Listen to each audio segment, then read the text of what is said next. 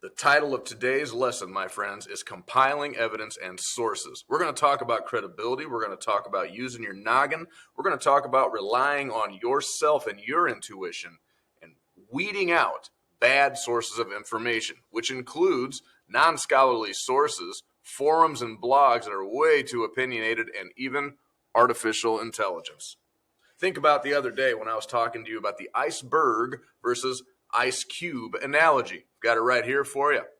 Remember, I was talking to you and I said, when you go onto Google and research, you're looking at a guy here who spent hours of his life researching in the deepest, darkest stacks of Purdue University's Hissey Library. That's right. You know what else I've done? I've spent a lot of my time writing and crafting narratives and coming up with ideas and backing it with information and painstakingly citing the sources. In fact, I was in such deep, dark corners of that library, I encountered sleeping homeless people sometimes. That's right. Yeah, well, it's cold outside, Anyways, I'm off track. Now, the iceberg versus ice cube analogy. Here's what I mean, right? An iceberg and an ice cube are both frozen water, but that's about where it ends. What's the analogy? Well, the ice cube is like Googling something.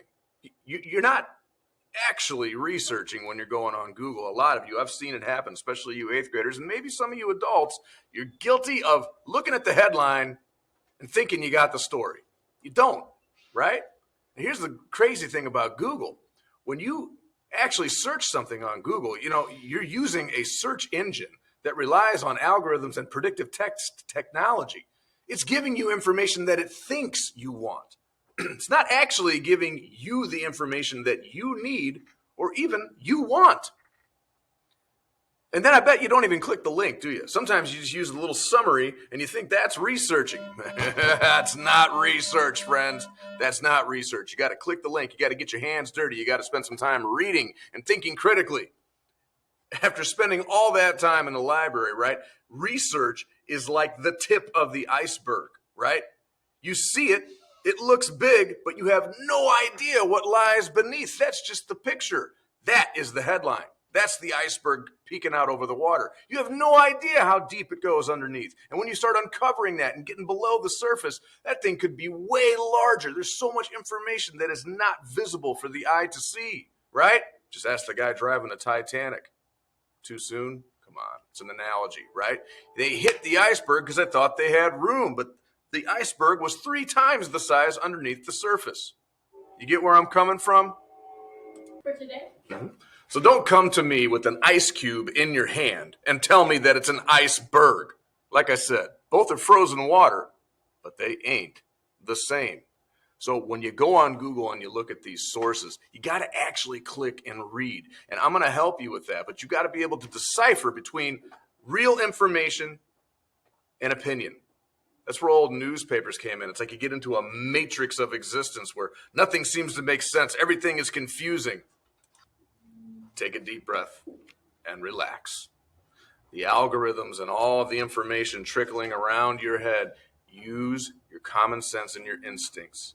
Realize that you can go to CNN, Fox News, MSNBC, Reuters, Wall Street Journal, look at the same story and get 4 different points of view on it.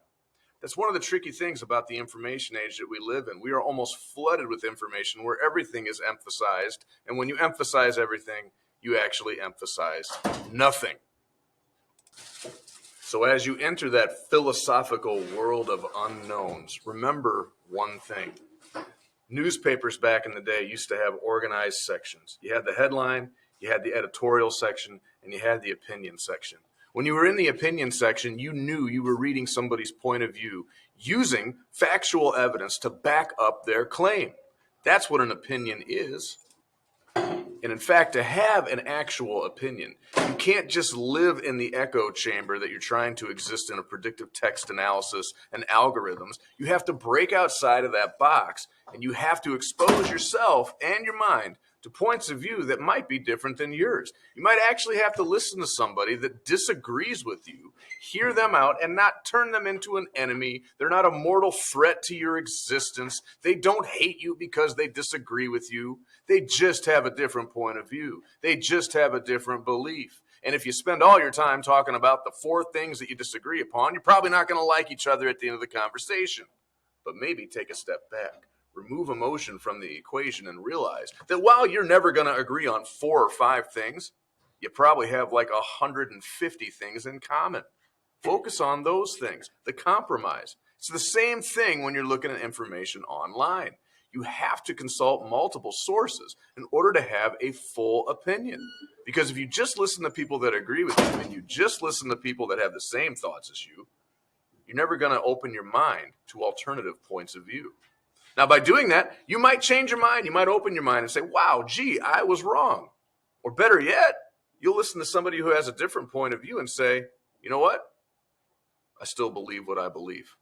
You might end that conversation feeling even stronger about your position and your point of view. You don't get there without research, though, friends. So what's the best advice that I can give you when you're researching? Remember Plato's allegory in the cave. History with Mr. D, episode 1, AI, right? You had prisoners inside of the cave who were living a reality, looking at shadows on the cave wall, thinking that was their reality, when in fact, it was just a magician behind a wall projecting images on a wall in front of them. That was their reality, and they believed it to be true. I leave you with this final thought. Take a look at the background, right? It's a beautiful flower about to bloom, right? It's on the verge. It's like spring. And what you think you see isn't actually what you're seeing at all. When you flip the image, the flower was actually a bird. Sometimes when you flip the image, you see something entirely different. Keep that in mind when you go out and you research. Good luck to you. I'm here to help you. Till next time.